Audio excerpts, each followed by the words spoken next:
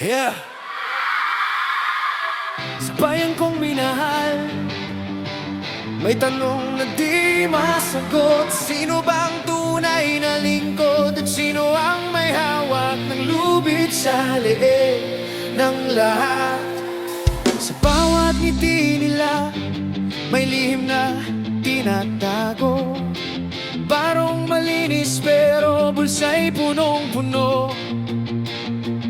Proyektong pangmasa pero kita'y para sa iilan.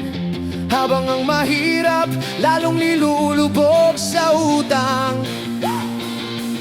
May pangalan sa gusali pero sino ba ang tunay na may-ari? Mga oligarch sa likod tahimik pero hari. Batas na pinapasa parang scripted na dula. Hindi para sa tao, para sa negosyo nila.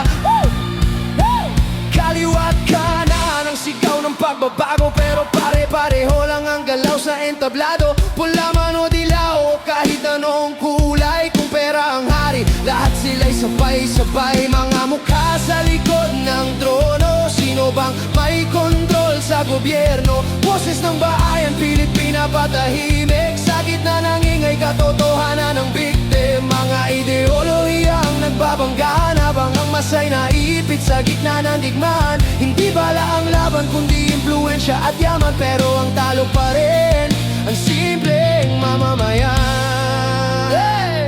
May pulang bandila sa loob ng kongreso, may paniniwalang radikal pero tanong sino ang totoo? Lumalaban ba para sa masa o para sa kapangyarihan? O isa lang din sa larong may nakahandang gantimpalaan? Mga elitista sa taas, hawak ang ekonomiya. Kahit sino ang maupo, sila pa rin ang may pisi sa sistema. Koneksyon ng puhunan, hindi serbisyo ang basehan. Kaya ang hustisya nagiging premyo ng may kayamanan.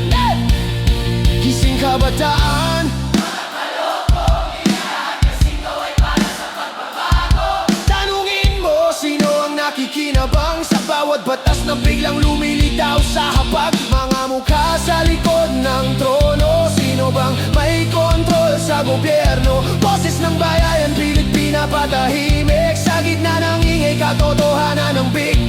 Mga ideolohiyang nagbabanggaan habang ang masay naipit sa gitna ng digmaan. Hindi bala ang laban kundi impluensya at yaman, pero ang talo pa rin ang simpleng mamamayan.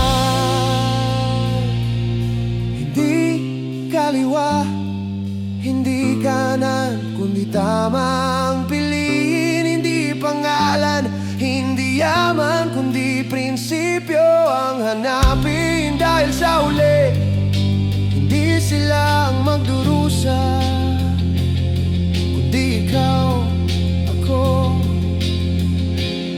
Ang bansa